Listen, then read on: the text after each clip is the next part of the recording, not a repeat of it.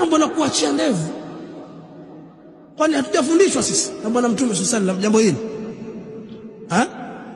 Hatukufundishwa? Tumefundishwa.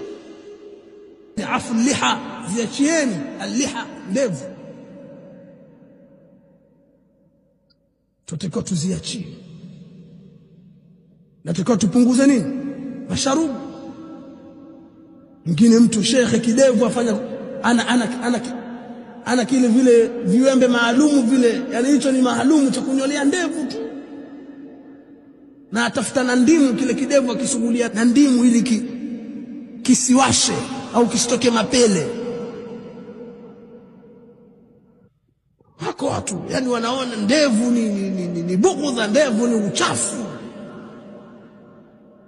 Lakini ndevu hizi zikiachiwa na Bob Marley ni fashion. Ndevu hizi kina Rick Ross wameziachia ni fashion. Au hawakuachia madevu? Wako wasanii wana madevu wameachia.